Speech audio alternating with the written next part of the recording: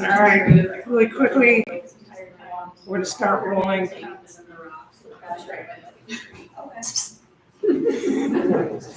All right, I'm happy to have everybody out tonight. I'm Mike Ash, Resources Manager. So we have two of our own now from the Nature Center presenting tonight. You guys like to do quick introductions? I'm Kyle Warren. I'm a natural resources technician here at the Nature Center. And I'm Rachel Lasso. I was their AmeriCorps service member, but as of a few hours ago, I am now staff here. So the position title is still up in the air, but I'm very happy to still be here. So I'm going to turn it over to these capable young people. So thank you again for coming out. So today we're going to be talking about wetlands. What are wetlands? How did they get here? Why are they important? What type of wetlands we have at the Nature Center? And then going into climate resiliency with wetlands and how to bring wetland plants into your backyard. So we have a lot of topics we're going to cover tonight. If you have any questions, we'll have a Q&A session at the end. So keep that in mind. So what is a wetland? It isn't just some arbitrary term. It's actually when scientists enter a site, there are three specific categories they're looking at to figure out if a space is a wetland or not. And as the name suggests, hydrology is going to be the most important. As these pictures show here at the Nature Center, such as at our meditation terrace, behind where Nick is, or our big marsh overlook, these are areas that are frequently saturated with water. You can physically see water above the line of the ground. The other categories are hydric soils. So hydric soils are soils that are, because of that frequent inundation, because they're underwater for most of the year, they don't have to be always underwater. You can have dry spells, like frequently here at the Nature Center by August, most of our wetlands will be devoid of water, but for most of the year, you're going to be seeing standing water. And I actually grabbed a sample this morning. So this just looks like dirt, right? We think dirt is an inanimate object. It's just something that comes out of the earth. But in reality, it's so much more. In wetlands, because of the frequent inundation of water, that soil can't be exposed to the air. So this makes it anaerobic or devoid of oxygen. Oxygen is in our air, it's what we depend on to breathe. That soil isn't getting access to that oxygen. So the microorganisms or bacteria that break down plants then produce that smell that we all know about wetlands. Because anybody, when they come across a wetland and they think that rotten egg smell, that's not a coincidence. That's sulfur that anaerobic bacteria is creating. It also creates methane gas, which, keep that in mind as we continue in the conversation tonight, because methane gas is a greenhouse gas that contributes to climate change.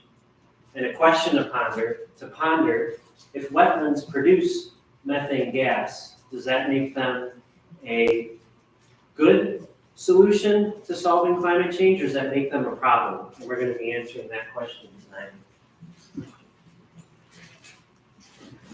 In addition, I got another sample. The type of plants that are in wetlands.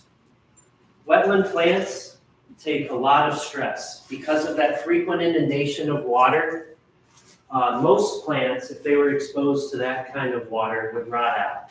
Say,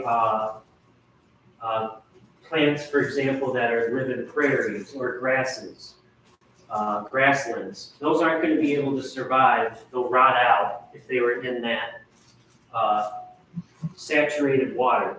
So wetland plants have actually come up with a couple solutions to deal with all that water.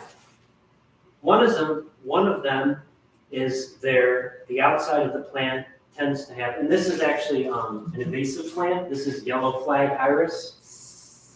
Why I used it, for example, is because I didn't want to take out our good native plants. So this invasive one will still show the functions of how wetland plants work here at the Nature Center. So a couple things to keep in mind is the waxy cuticle. This is the outside of the plant, and this is resistant to water, almost like a coating on your car or Rain-X that you see the water bead on the windshield of your car and it beads off. This will form the same thing. So it keeps the plant waterproof, but it also prevents during dry periods that water escaping from the plant through transpiration, helping it to survive if there are dry periods. Another key point of many wetland plants is this system that's unique to them called parenchyma. It's a tough word. Science loves tough words. And then these are all these tiny little air sacs. Why are these air sacs like this, unlike in, say, woody plants? Is to allow the gas exchange from the non-inundated parts of the plant into the inundated plants, part of the plant. So the part that's underwater, it can't get exposed to air. So these air pockets help so that the part that's above the water can still get to the underground part that's under the water. Does that make sense? Yes. Another thing that these are key for is it keeps its structure. Because they're underwater, they're going to be pushed and pulled. And this flexibility helps them to avoid becoming like just broken off, like a normal stick would. So these are another key things. I'm trying not to put too much dirt on this carpet, but you'll notice the roots are very close to the top, to the main stem. And that's also a key characteristic of things like this iris, so that it's easier for that gas exchange and the transfer of nutrients. So that's enough samples.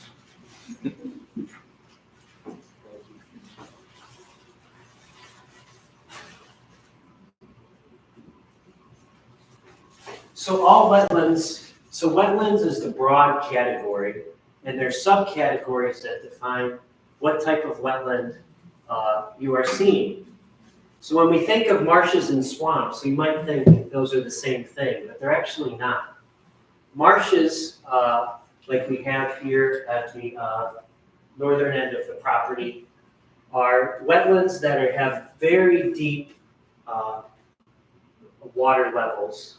So they're mostly characterized by non-woody plants. So things like cattails, the iris. This could be other plants of that sort. You're not going to see trees. You're not going to see shrubs because the water levels are too high to support those type of woody vegetations. Whereas our swamps, they're still going to be a lot of water, but their fluctuations are enough in which it allows trees and shrubs to survive.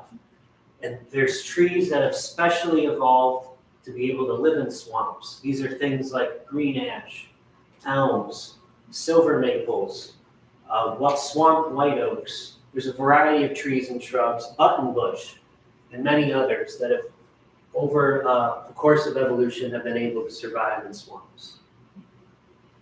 These next two categories are actually very rare in Ohio now.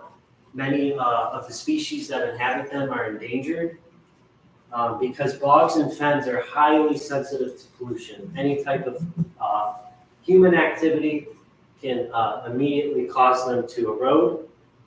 Bogs, their definition is because they, the water that comes from them is mainly from rainwater. So it gets very little nutrients because it's not, there's no groundwater, it's not next to a stream or river, it's only getting rainwater. So its connection to those types of systems to get nutrients are low. So they're dominated by one species, that's sphagnum moss. And that sphagnum moss forms layers. And that's how we get peatlands. So places like Ireland, people that depend on peatlands, it's because of bogs. Fens are then another, also very rare. These are groundwater fed, springs. So what do I mean by groundwater fed?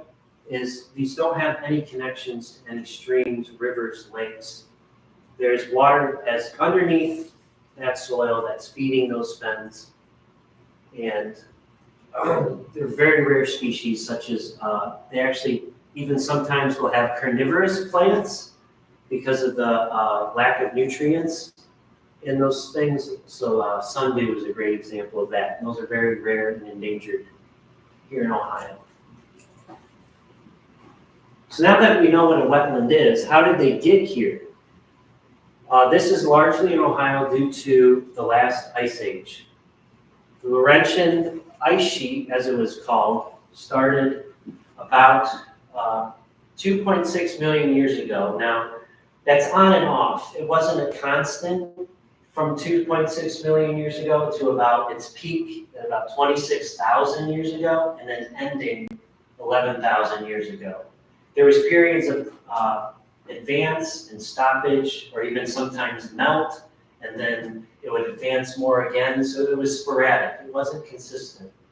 But as that ice sheet made its way towards Ohio, can anybody think why it stopped here? Just off the top of their head. What did they hit? The Appalachians, right? So that elevation change, they couldn't cut through those large mountains. The wetlands, why did those large ice age sheets cause wetlands? There's ancient river valleys where the Great Lakes are. These river valleys that were before even the ice age contained river valleys that had soft sediments. And as these bulldozers of ice sheets, mile high, as they carved into those river valleys, they carried all that sediment with them. Just like a bulldozer would as it's carving its way across the road. And it left behind clay, including most famously in the Black Swamp. This was the largest wetland in Ohio's history. It was the size of the state of Connecticut at its peak, prior to European colonization. And that clay soil, and why this was able to become a swamp, is because that ice sheet, those sediments left behind clay. And clay is not very permeable. The water doesn't like to go through it, unlike our organic material. So this created this great black swamp, as well as the sheer weight of that ice sheet depressed the already low elevation of this area. So creating a connection with what would become Lake Erie as those glaciers melted.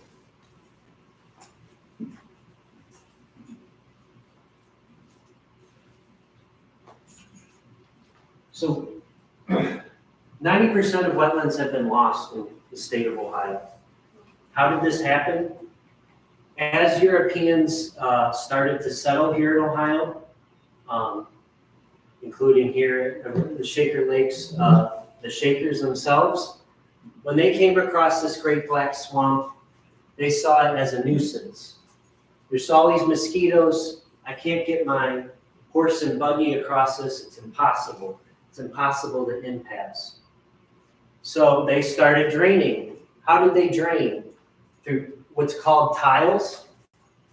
And these are simply pipes that were ceramic pipes that were put underneath the ground, draining any of the groundwater and all of that accumulated water out into channels, canals, ditches, streams, rivers that eventually all drained into Lake Erie. This has caused problems now because, as you guys might be familiar with, the algal blooms having a Lake Erie. Well, let me back up once more. They also saw, by draining this nutrient-rich organic soils, like I showed you earlier, are excellent for farming. It's some of the best farmland that we all depend on for our food, and they saw an opportunity there. Today, this has caused the problems with the algal blooms. Because of that drainage, that water has to go somewhere. So it's going to go into those drainage ditches. It's going to go through the tiles directly into our streams and rivers, which goes directly into the Lake Erie. That carries with it all the fertilizers, all the pesticides, any other contaminants that are coming off, not just farms, golf courses, our lawns, other applications. Wetlands, we've lost 90% of our wetlands, but there has been, since about 2015, a greater, importance put in policymakers to increase the amount of wetlands we have back, because it's been found that restoring those wetlands can actually help alleviate some of those nutrient loads that go into the lake. So if you'd like to learn more on those programs, H2 Ohio and the Great Lakes Restoration Initiative, those are two of the main resources that are investing in the renewal of wetlands in Ohio.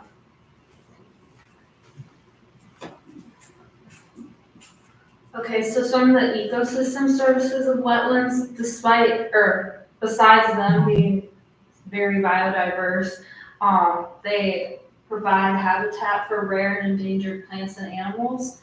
They're also really great at water purifying. They absorb pollutants in like surface runoff, and then will filter that in the groundwater, and then enhances the quality of the groundwater. During storms, like flash floods and everything, they can absorb the energy and the extra water, which then protects people's like property, keeps things from getting damaged. And then that extra storage of water is then important in droughts. It can slowly release the water, and so during periods of drought, things hopefully aren't so dry, because there's a steady release of water from the wetlands. And then sequestration and storage. We'll touch on this a bit later, but they're one of the most like effective and efficient, carbon sinks, like more than hardwood forests. They absorb lots of carbon, which is obviously important for reducing greenhouse gases and helping the environment, reducing the effects of climate change.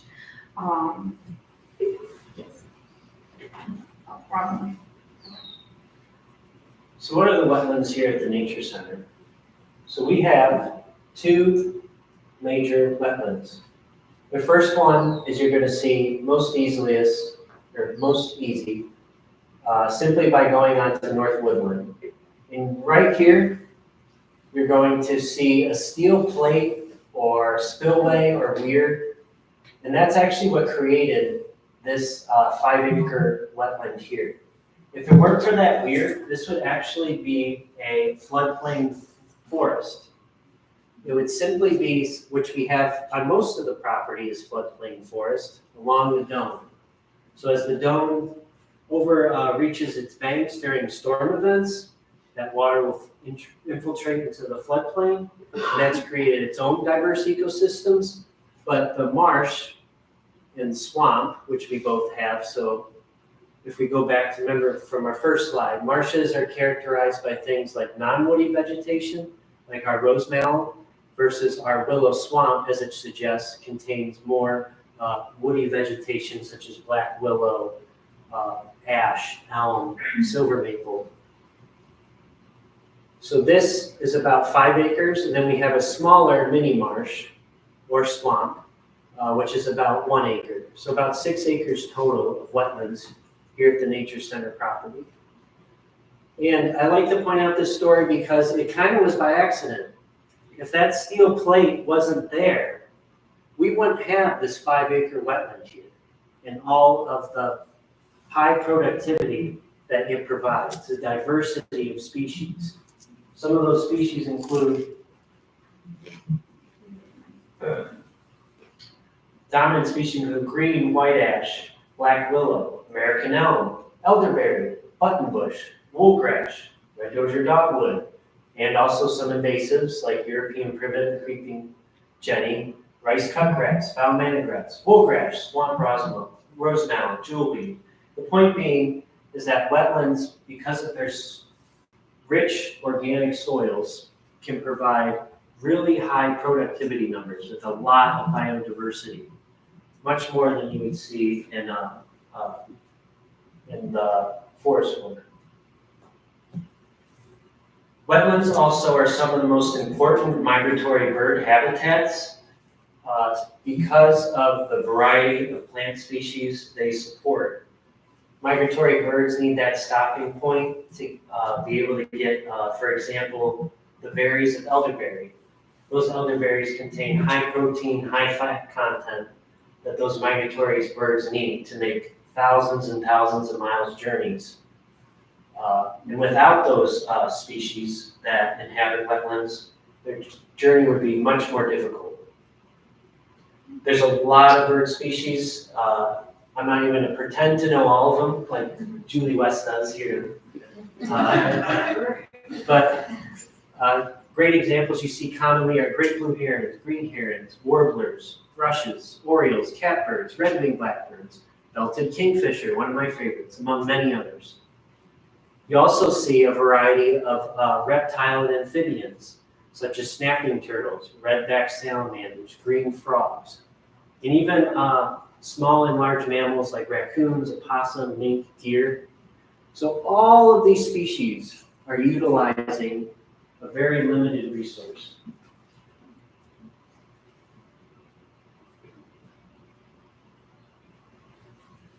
So now we're getting more into our climate change discussion. And before we go into the nitty-gritties on what role wetlands play with climate change policy, I just wanted to give a brief update on where we're at. Many of you probably know this famous figure. This is the hockey stick curve. It shows simply as from the burning of fossil fuels, the concentrations of carbon dioxide in the atmosphere and global average temperature. Since the start of the Industrial Revolution in 1880, we've risen about, as NASA suggests, 1.1 degrees Celsius. The Paris Climate Accords in 2015 came up with goals of how much global warming should avoid. The ideal measure is 1.5 degrees Celsius. This is universally agreed upon by over 190 countries with tens of thousands of scientists backing this research, that is the best case scenario. If we can, by 2100, avoid warming by 1.5 degrees Celsius. The upper limit of the Paris Climate Accords is 2 degrees Celsius. Once we get past 2 degrees Celsius, the direness of the situation gets much more severe. The intensity of storms, the length of droughts, how many droughts we have, how many Category 5 hurricanes we have, the amount of people that will become displaced because of sea level rise, which we're already seeing at our current levels, and we're already seeing the effects of it. Think about, from a practical perspective, many people in Florida, California, they can't even get private home insurance already. The insurance industry is already seeing the risks, and they are starting to pull out.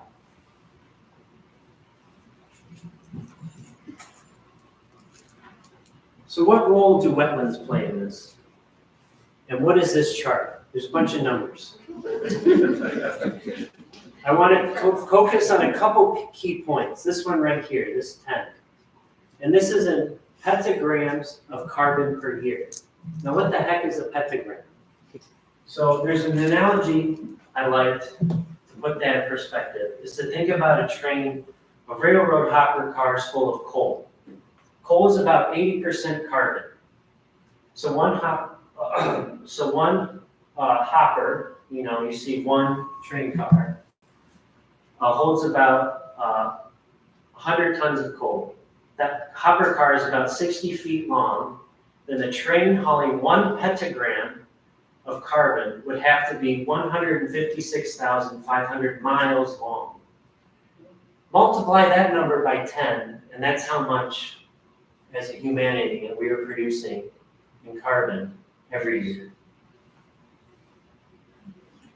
Where is that all going? Largely to the oceans. The oceans have been have taken on the heaviest burden of sequestering that carbon, which has led to issues like ocean acidification and coral bleaching. But I want to show why I put this in here, is I want to show right here. Wetlands only make up 6% of our terrestrial landmass, yet they have sequestered almost as much carbon as our tropical rainforests, which is pretty remarkable because the rainforest makes up so much more land space than our wetlands.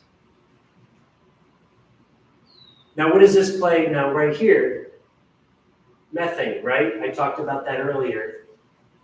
Wetlands, because of that anaerobic conditions, because of the soil is frequently and constantly inundated in the water, it's devoid of oxygen, produces methane. But here's the catch. Methane only has a half-life of 9 to 11 years versus carbon dioxide, which has a half-life of 100 years.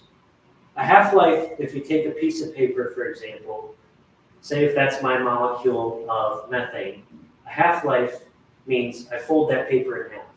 And then after another 9 years, I fold that paper in half. So the concentration of that reduces over time. So yes, wetlands are producing methane. But as Dr. William Misch of Ohio State University suggests, the world's wetlands, despite being only 7% of the terrestrial landscape, or less than 2% of the globe, could be net sinks for a significant portion of the carbon released by fossil fuel combustion. Because here's the thing. Yes, that methane is being produced by that methane into the atmosphere. But because of its short half-life, and because methane actually turns into carbon dioxide, as we know, these highly productive systems can sequester that carbon through photosynthesis and return it back into the soil. Because of those anaerobic conditions, it takes a long time for those plants to break down. So instead of that carbon being released back out, it's getting put into the soil.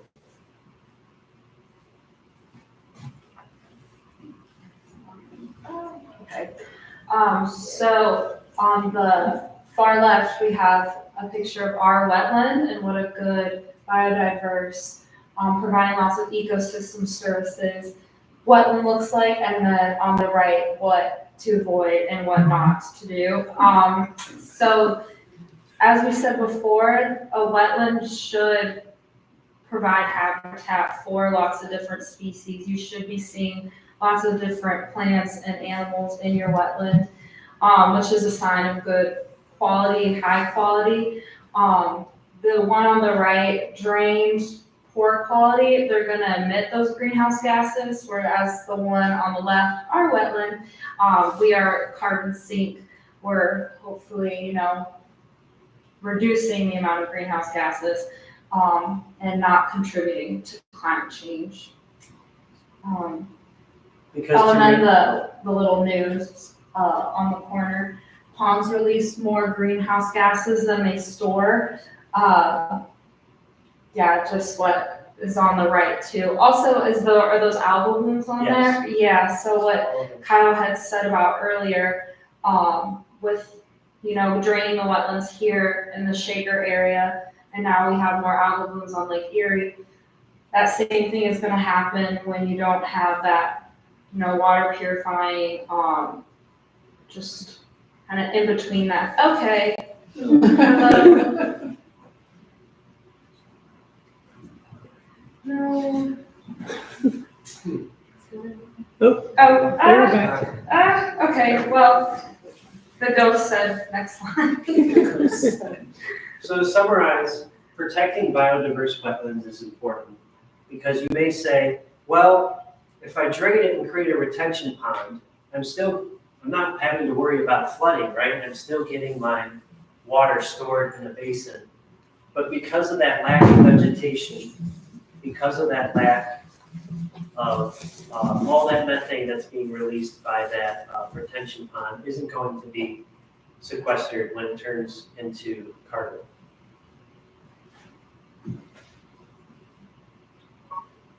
So now we're getting into more, what can you do? A lot of times it seems like with climate change, it's outside of our control.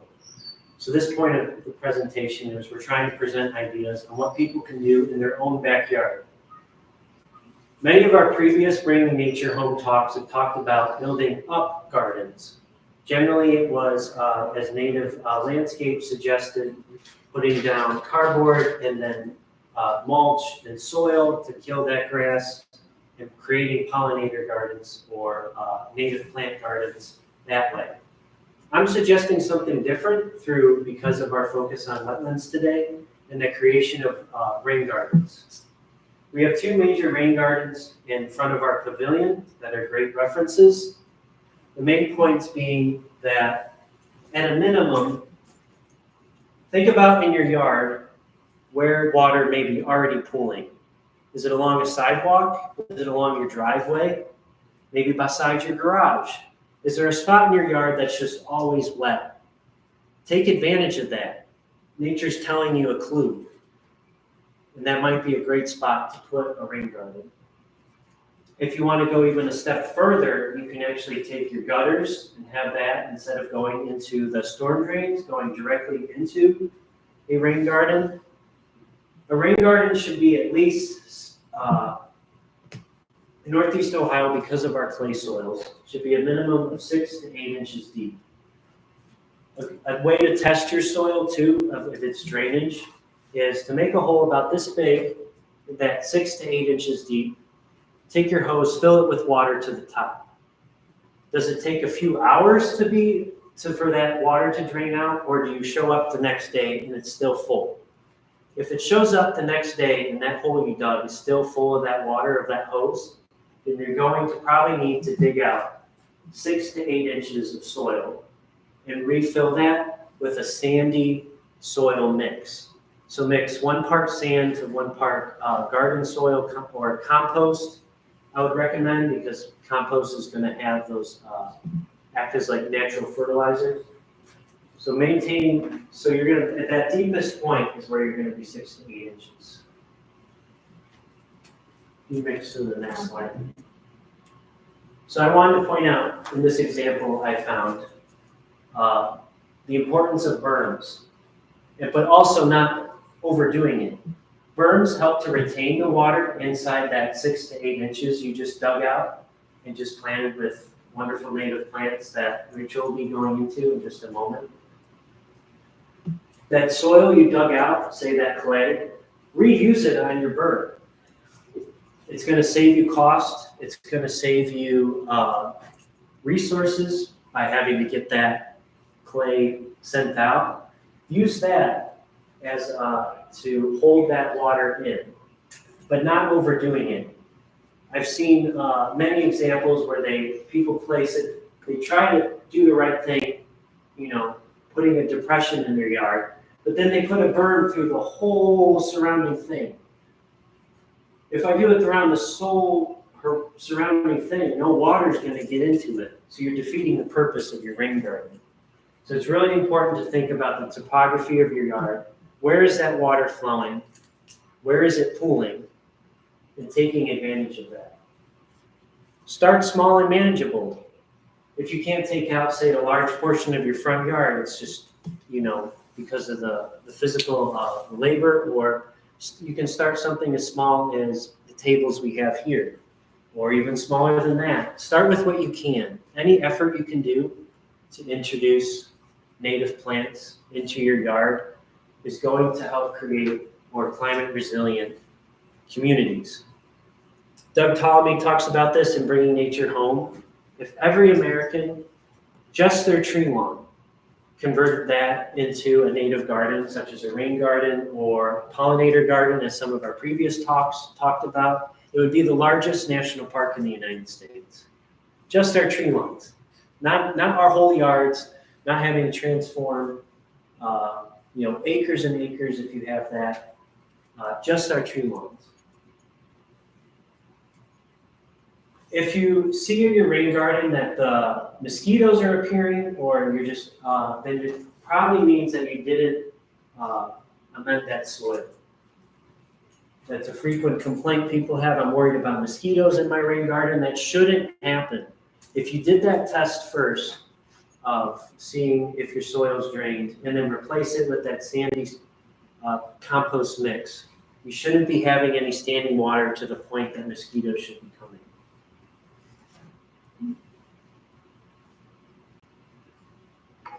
Last point too, if you have deer pressure, you might consider fencing until the plants mature. So those first couple years as those plants grow, that's when they're going to be most vulnerable. Even plants that are deer resistant, for example, I planted butterfly weed in my mom's yard last year. Butterfly weed is a deer resistant plant. They don't like butterfly weed, but they still ate the flowers. So considering deer fencing is a really important part. Rain gardens could have a whole discussion in itself. I could spend hours talking about it, so I just wanted to provide this resource. Cuyahoga Soil and Water Conservation District offers Master Rain Gardener classes. These are multi-session classes that go into the nitty-gritties of each detail to ensure you have the best success with a rain garden. Okay. And this was, back to that picture. Sorry. This is just an example of utilizing water. So here in the nature center, this is right next to our parking lot, and water comes down on this sidewalk. So if you see this, say, in your yard, say along your driveway, or take advantage of that water and create that rain garden so that that water can, instead of going down our storm drains, can enter into that rain garden and vitalize native plants.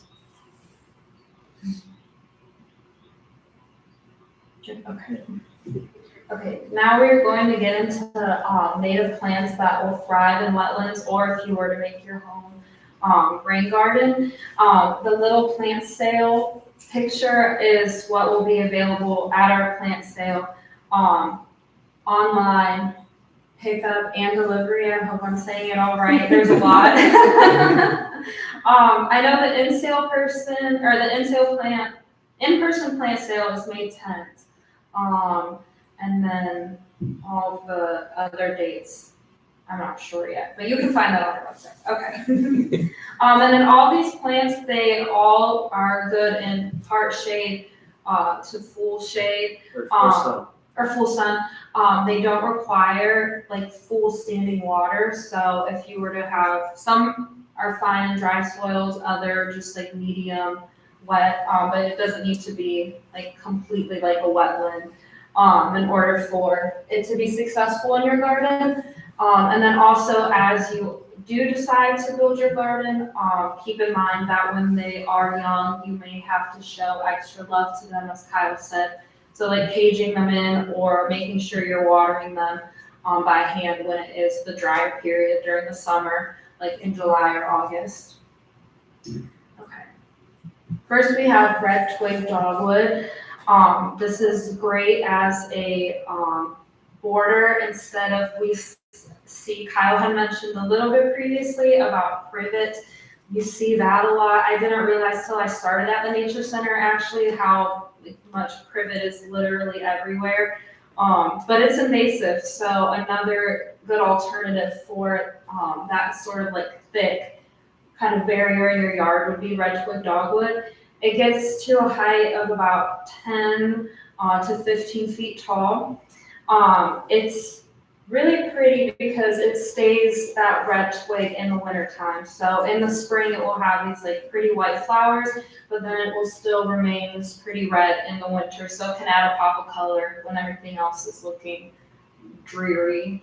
And then it has a fibrous and shallow spreading root system, which will hold soil in place to help prevent erosion, which I don't know if I mentioned earlier about the ecosystem services of wetlands, but that's another thing that they do is they help prevent erosion because of the roots, plant roots in that wetlands. Okay, sorry.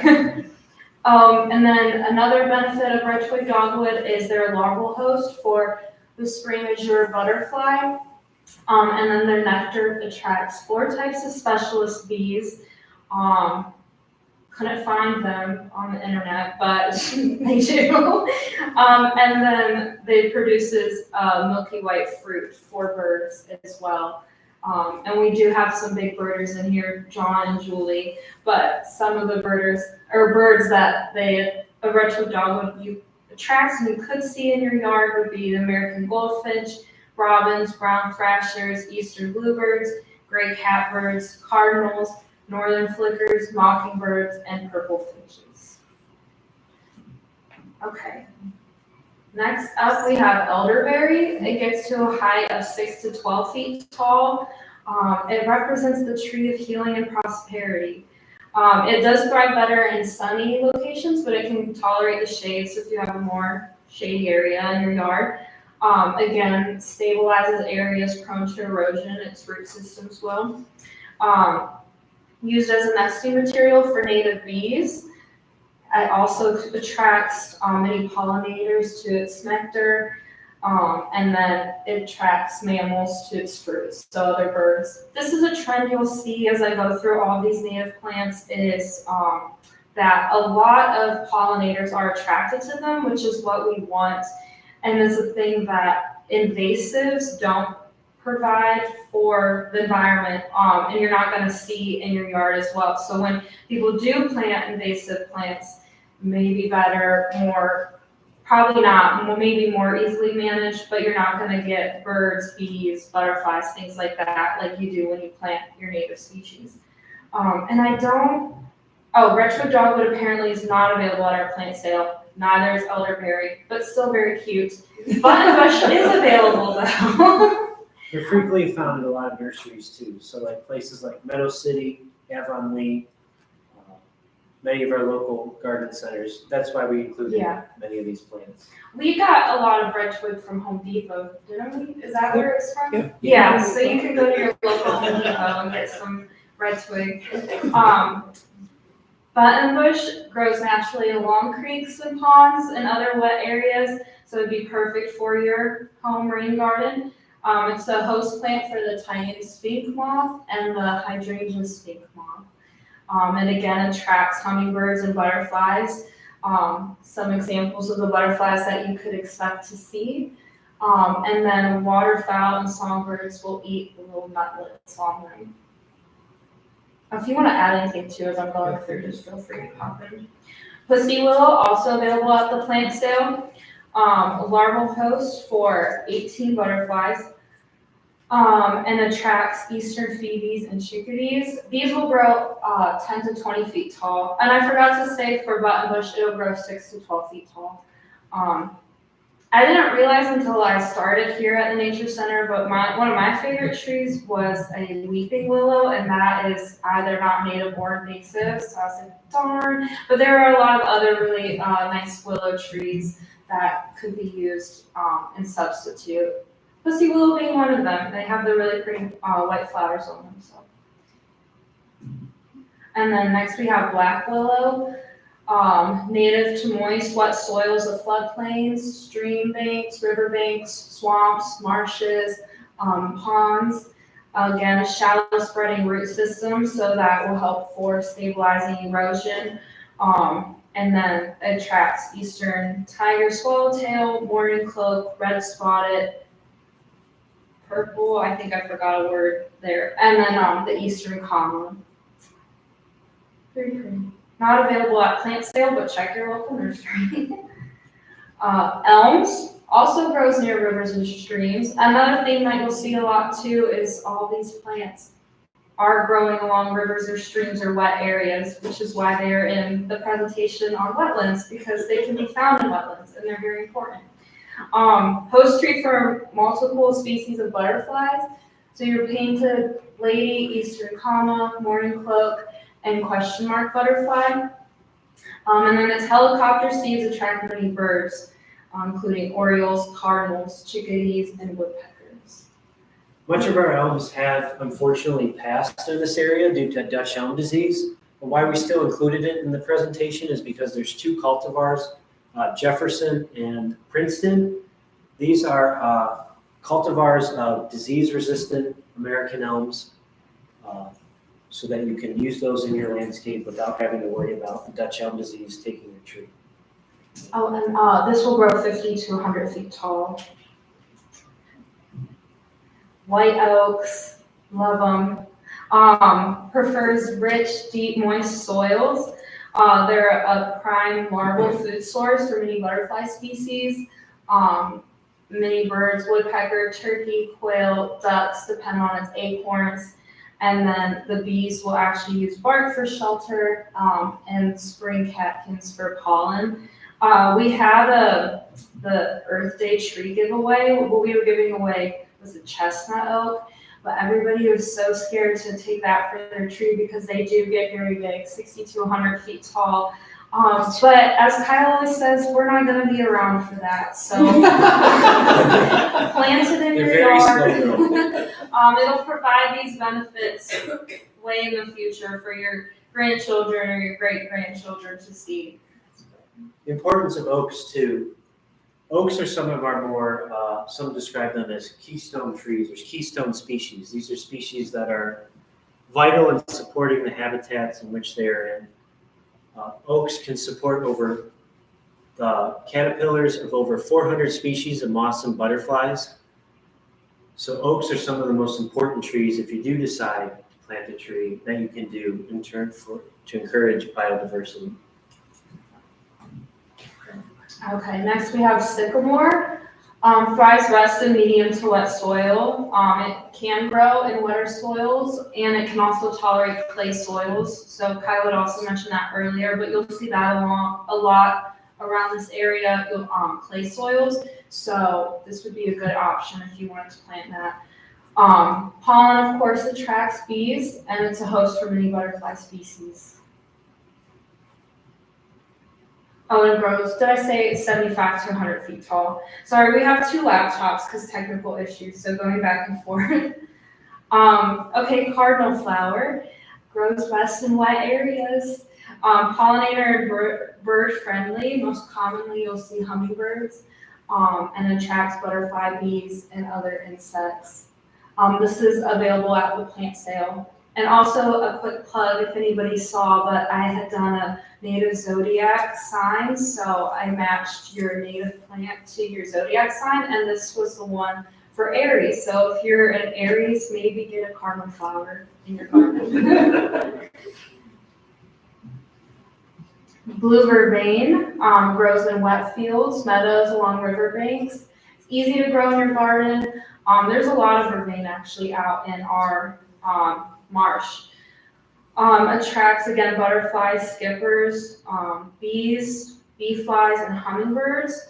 It's the larval host for a buckeye butterfly, and then it does have its very own specialist bee, which is the verbena bee. And it also represents healing, and it was used for medicine in Native American culture. So I thought that was interesting. This was the Aquarius plant. So if you're an Aquarius, maybe get a blue vervain. And it'll grow 2 to 5 feet tall. Anything there? Okay. swamp rose mallow. It'll grow 3 to 7 feet tall. In the picture of the wetlands that you see here, this is what you saw, the pretty pink and white flowers. It'll look like that around July, the blooms. August. August. Okay. But it's great for rain gardens. It'll attract hummingbirds, eastern tiger, swallowtail. It does have its own specialist forager bee. I'm not going to try to say that. I'm sorry. It only eats, but its specialist bee only eats the pollen from the Hibiscus genius and morning glories. So these are very important. And then they do have hibiscus seed beetles as well, which will eat the seeds of swamp rose mallow and consume the pollen. I think there's another slide as well. Yes. Swamp rose mallow is so great. It's a food plant for gray hair streak, common checkered skipper, and painted lady. Red-winged blackbirds will use it as a nesting site. And then rose mallow seeds are a good fall and winter source for birds. And then actually when the roughing students come, they collected the seeds from the swamp rose mallow because it's like a little pocket. You could just pour it out and dump it in your hand. And you could just throw it back out, scatter it wherever, and hopefully it'll grow and continue the circle of life. And this one was Pisces. So if you're a Pisces, maybe get this at our plant sale. Next we have blue flag iris. This will grow in moist to wet soils. It prefers full to partial sunlight. Mass roots will protect the shorelines of rivers and lakes. Can be planted in rain gardens, cut flower garden beds, borders, or near ponds and streams. It's a host plant for 12 species of. You got it. No, you got it, Kyle. Thank you. And attracts hummingbirds, bees, skipper, butterflies, and moths. Also available at our plant sale. So that's their native iris, the one I showed earlier to describe about wetland plants. That was our yellow flag iris. So we are actively removing that yellow flag iris and replacing it with the blue flag. So a good alternative for you. Marsh marigold will only grow about 2 feet tall. Again, perfect for water, rain gardens, pond edges, and wet boggy areas. It's low maintenance and easy to grow. Attracts hummingbirds and bees. Don't confuse it with the invasive lesser celandine. We've been spraying that a lot because it's everywhere. Another thing that I realized when I started working here was how much lesser celandine is everywhere. And unfortunately, it is pretty to look at, but don't get it confused with marsh marigold. Turtlehead will grow 1 to 4 feet tall. Also available for plant sale. It's hardy and requires little maintenance. Great for bog, rain, pollinator, and wildflower gardens. It'll attract bumblebees, butterflies, other insects, and hummingbirds. And then the Chilone glabra is the host plant for the Baltimore checker spot butterfly.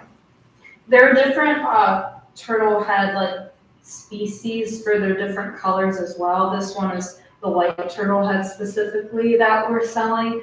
But yeah, I'm not sure about any of the other colors. Next we have fringe sedge, grows 2 to 3 feet tall. Again, grows along streams, ponds, lakes, wetlands, can combat soil erosion, and attracts many species, specifically the eyed brown butterfly, skippers, and sedge grasshoppers. Gray sedge, so this one is the difference if you guys want to see. This one's got these little I don't even know how to describe it. Kind of looks like the, what? Almost like woolly. Yeah, thank you. These have little burrs on them.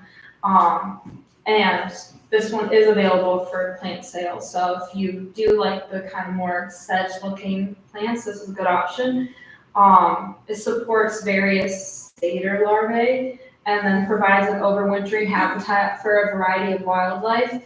That's another thing. I don't know if Kyle touched on it or we'll touch on it later, but when you are building your garden, it's good to have a variety of plants that can still provide some sort of habitat or food for your pollinators or birds in the winter. So it's not just all pretty flowers and then it's gone and then there's nothing. And now one place for the birds, other animals to hide out, other mammals, that sort of thing. 9 bark, found in medium to moist locations, but it's also a drought tolerant species. It's a great alternative to Japanese beret. Produces flowers highly attractive to honeybees, native bees, and butterflies. And then it's a host plant to caterpillars of several different moth species. This will grow 5 to 10 feet tall. Winterberry, this is available at plant sale. It's very low maintenance, kind of like red twig dogwood. It'll make a nice border along the edge or hedge area, and then in rain gardens. It provides food for some birds and mammals in the wintertime, which is actually very interesting because a lot of plants don't. So if you plant this, you can expect to see some busy animal activity in the wintertime. And then it's a larval site for butterflies in warmer months. I don't know what. So if you want to have a Oh, lot of yes. berries, you have to get a male and female plant. This is called dioecious. There's different names, trade names they call them for the males and females. I think the male is Jim Dandy, and then Red Sprite is frequently the female. Yeah, usually have stereotypical male and female names to know which one you're getting. Perfect. Are you gonna have both at the? Yes. Yes. That was it? Yeah. Oh, I thought we had more plants. Well, there are a lot more plants that will be at the plant sale that are very beneficial for your wetland or your rain garden, that we didn't put together. We just put together the most popular ones. Ones that are frequently found. Yeah. Because we didn't want to include plants that are found in our wetlands here at the Nature Center, but you can't go out and buy them actively, because what point is that? Yeah. And the take-home message I hope you guys got from this presentation is that stinky, smelly depression in the ground is actually home to some of the most biodiverse, most wide-ranging places on the planet through our wetlands. Our wetlands are declining. They only have 6% of the planet is wetlands. So it's important that we protect them, not only for those species, but for in our climate resilience planning. And I hope you found some of this information useful and how you can do this in even your own yard.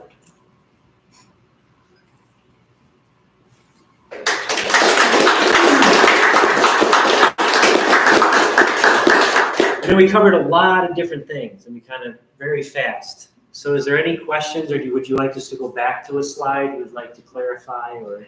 Question. Yes. It's a very nitpicky question. What, besides the color, what is the difference between the blue flag iris and the yellow flag iris? Is it just the color that's different and where they come from, or is there something else more complicated there? So that also actually makes it difficult when trying to do invasive removal. We actually put, if you notice out in the marsh, blue flags up to help us to know that was one we planted, because they look exactly the same when before they're flowering. I don't know if you have anything to. Yeah, I mean, in the habitat, the yellow tends to be much more aggressive, so it spreads and colonizes much more quickly than blue. And there's fairly similar requirements, so they thrive pretty much in the same exact habitat, which means the yellow is going to outcompete just because it's more aggressive. So if you have blue and yellow, unfortunately the blue pretty much always loses. It will just be outcompeted by the yellow. Yellow, I think, starts flowering a little bit sooner, which generally means that it's stealing resources because it's getting a head start before the blue does. And we're actively taking yellow out every year, and the next year we come in with the blue. So yeah, does that answer the question? Okay, I will follow up though now. So you said yellow is more aggressive is that true as an invasive? I mean, I know you referenced something, you know, the native habitat of yellow-flag iris, is it just as invasive in its own habitat, or is it because it's here? I can't say for sure because I've not witnessed it there, but Okay. generally I was gonna say, species, don't look at that well, like, look at this well. there are species that are very aggressive. So like, for example, lesser celandine, which was mentioned, and it is a scourge of our wetlands pretty much across Northeast Ohio. It's carpet. You know, if you're a Rocky River, actually Ian, our technician, was like, I know it's bad, but I really like going to see the Rocky River when it's all full of lesser celandine because it's just carpets of yellow. Sue Strauss on our plant sale committee was in France very recently and saw lesser celandine where it actually belongs. And it was like a few plants over here, a few plants over there. Nature has checks and balances. When you take something from one ecosystem where it's native and you transplant it to an area that hasn't evolved, there aren't those checks and balances. So there are no, you know, these butterflies that are hosts on our plants are eating those plants. And they keep them in respectable numbers. So we don't have, you know, just monocultures of blue flag iris. Those same insects might see that thing and be like, don't know what it is, not going to eat it, not going to lay my eggs on it. So there aren't those checks. So when you have a thing that probably behaves very well at home and you transplant it to some new place where there are none of those natural checks, it just goes nuts. And this is kind of a joking question, do they ever hybridize to make green flag iris? Not Haven't seen yet. one yet. Yeah, okay. Yeah, pending. Don't tell proven winners.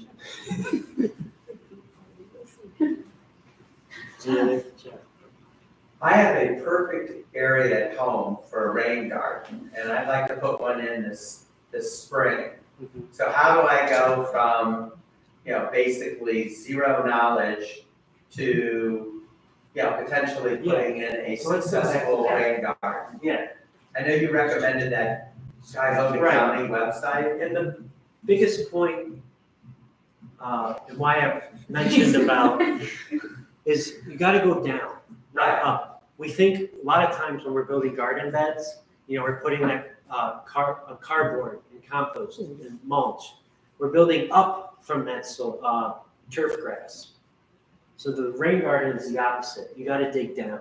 Right, So at least 6 to 8 inches from the center point, wherever you decide that to be in your yard. I don't know what the topography is of your yard, but is it sloped? Is it flat? Is it? it's very flat, it's like lower level than kind of like everything around that area. So So if it's at that lower there's level- a lot of water there. Okay. So since it's at that lower level, you're gonna wanna put that berm from the back of that lowest point. So I'm guessing the water is flowing down into that low point? Is that what I'm? It's kind of just sitting there, you know, I mean, my whole yard is low and I don't like, you know, I mean, the topography close to my house, there's a lot of water sitting there. And it's like, I don't, you know, I want to put a rain garden in there to hopefully absorb all that water and, you know, make something beautiful out of it. So that might be an example too of being careful of your berms. Sorry. So if you don't know exactly which direction that water is coming from, you might want to start just by digging out that depression, Okay, that 6 to 8 inches, and starting from there. If you start to notice that the water is flowing out of your depression in a certain direction, then you may want to start to add some of that extra soil. People sometimes will use rock, bricks to reinforce that, to keep that water in. okay. But if you started just by putting that depression and putting in native plants, you're gonna see a difference. Well, my next question was gonna be, you know, I mean, I wrote down all the native plants that are gonna be at the plant sale in another week and a half. But, you know, like in terms of choosing which ones and, you know, I mean, some of those, you know, was mentioned, you know, like the dogwood are gonna grow, 15 feet high. And other ones, I assume are gonna be more like a foot high. So you kind of want to design something so that, it's aesthetically pleasing. Yes. So I would definitely start, if you decide to put a shrub, that should be the center point. Okay, And then fill that in with smaller sized plants around it, because many of those plants are actually perfectly okay being an understory. If it's shaded out by that larger shrub, that's okay. If it's, if only gets part shade. So that would be things like your cone flowers, your blazing star, your cardinal flower, or those smaller plants. okay, thank you. So if you're digging it out, are you digging out the 6 to 8 inches and then adding the dirt? Or if you have to add the dirt, then do you have to dig deeper? So it should always be, from what I've read, a minimum of 4 inches deep. So if you dig out that 6 to 8 inches and you do have to remediate it because you're having too much standing water, you need to keep at least 4, because you don't want to accidentally create, instead of it going down, it's going to go around. So probably dig a little deeper. I was gonna say, it's what you dug yesterday. I have to dig some more. Yes, please. I have a couple questions. One is, if the reason why you have standing water in your backyard is because of your neighbor's leach bed coming in, will this help or? Because where we have a lot of water, it's because the way their leach bed comes over and it floods our back. Will it help? I mean, is that the same as, because that's a different, that's just, you know what I mean? Can that help or? For a leach there? bed, if they're doing like drainage too, the scale of the rain garden might have to be smaller than, say, something like the size of this table. Yeah. To be able to hold that much water. Like I kind of described too on the other slide, is start with what's manageable, because, asking somebody to tear out, this meeting room size of lawn, that's not really realistic. But starting somewhere smaller and getting plants in there, it'll reduce that amount of standing water. But And then you it's can just- grow it over time. Okay, but it's the fact that the water's there from the neighbor's leach bed is no barrier to, it's still water's water. Yes. Okay, and then when you had mentioned before about native plants attracting the pollinators and stuff, so am I for years, going to the store and buying marigolds and petunias and stuff, those aren't then the pollinators compared to, Because do those serve any purpose? so what we run into with many of our native bees is they didn't co-evolve with those ornamentals. Yeah, So they don't know what that is. They look at it like it's some alien, and they won't utilize it. Huh. Or sometimes Because you they will did. see them coming to those plants and, they may be providing lower quality nectar, or some of the, these proven winter plants that have double and triple blooms where there's a lot of floral material. The bees can't even, the other pollinators can't even get to the nectar because there's so much extra petal material in there. It looks really pretty to us, but if you're a bee and you're trying to get in there to get the nectar, you can't even find it. So things like butterfly bush that is called butterfly bush and sold, and people think this is great for the butterflies. Yes, it attracts them, but it provides low quality nectar, and it's not a host plant for any of our native butterflies. And it's actually invasive in many parts of this country. So there's marketing being done, just like on all friends, selling us plants that we think sound, butterfly bush sounds great. It's called butterfly bush, and why wouldn't it be great for butterflies? Well, it's marketing.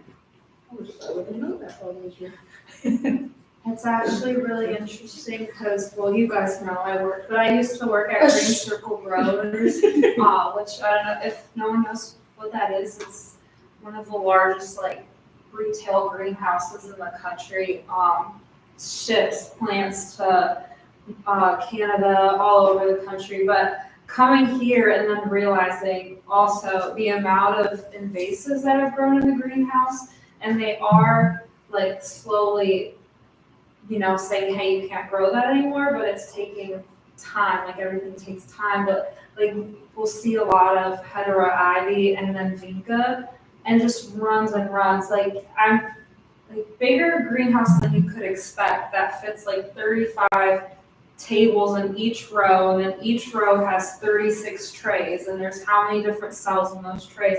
You have hundreds of thousands of these invasive plants that are now getting shipped out. People are buying them at the store. Oh, this will look so cute in my yard. Plants it, booms, it spreads. It's like it's never ending. So doing what you can and planting the natives is a little step in the right direction, and will attract those host species that those other invasive don't have. Are there, it seems like it's a relatively new thing that, when I was growing up, I never knew about native species, or I don't think we care or anything. So it's good that it's now, kind of a popular idea to do this, so that's kind of cool. And part of that's because of the habitat loss. And people are more than ever realizing and it's something you can control. Many of their climate policies, me as an individual, I can't tell the White House, but what I can do is I can put native plants in my Yeah. But I can put native plants in my garden. It's an active decision I can do to help promote or alleviate those habitat losses. Now, you mentioned something about the state of Ohio doing things, but is like Land Conservancy doing things? I mean, I guess there's little projects trying to make more wetlands.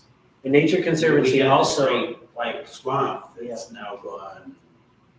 Right, Break and you some of that can't back. just tear all the houses out. No, and I swamp know. it. and we all need corn. We all need corn. So. I know, I understand. So these little things, like Al said, that figure from Doug telling me, well, if we all replaced our tree lawn, it'd be the biggest national park in the country.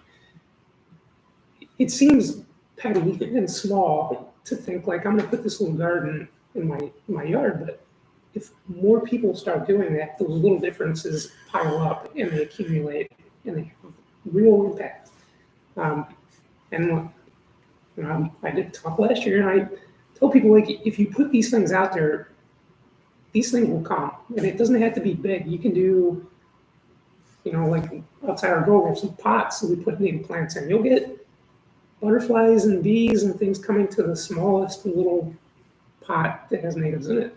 So, tiny little differences start to add up, and if everybody starts doing their little tiny part, it makes a big difference. It's like voting. If we all think like my vote doesn't count, if we all stay home, we know what happens. So everybody needs to do their little part, and they all make a difference. That comes with habitat restoration too. We talked about earlier with, higher quality wetlands like we have with the diversity versus low quality ones. Well, those low quality ones don't have to be low quality.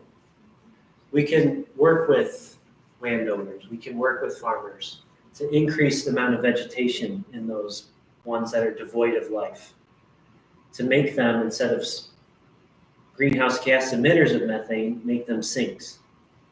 So every little step is going to have to be part of our overall climate resilience. Also, having like a perfectly manicured lawn is such a scam, and the fact of like water and fertilizers and stuff that it costs to like make it look good, especially in places where it's clear a green like grass space should not be. Like nothing hurts me more than when I see like out in California they have like these big lawns. What are we doing? Just throw some rocks in there and call it a day. Like, I don't know, but. Yeah, that's just another thing to think about too, because then you have all those fertilizers and stuff that's run off in the water. That water's gonna go everywhere, go into the lake, go into your garden, so just another thing to think about. Yeah, sorry. So I know you guys mentioned that we can get a lot of these plants that are hopefully grown. But I was wondering if we wanted to start from the seed, like one, where would be a really good place to get native seeds, and two, here, we have a seed library.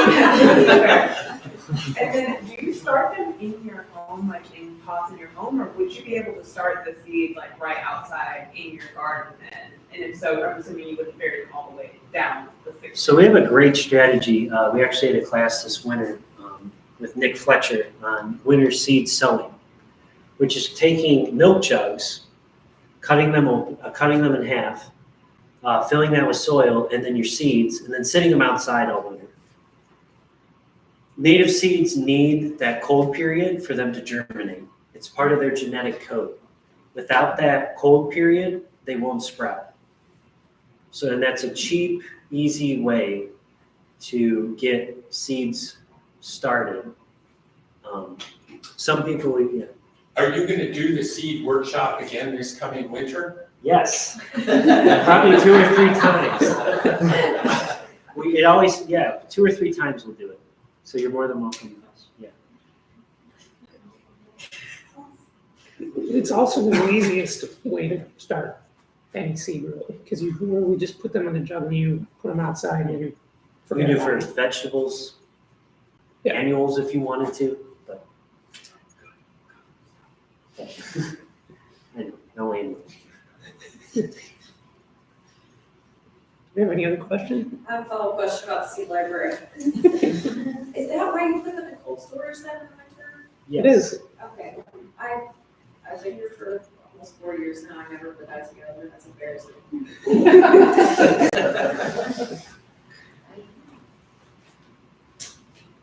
All right. Let's thank our hosts. I appreciate your guys' understanding too. If it seemed like we were a little frazzled at times, it's because it was such a crazy week with the AmeriCorps stuff. So I appreciate your guys' patience. Yeah. Thank you very much, guys. Appreciate it. Thank you guys.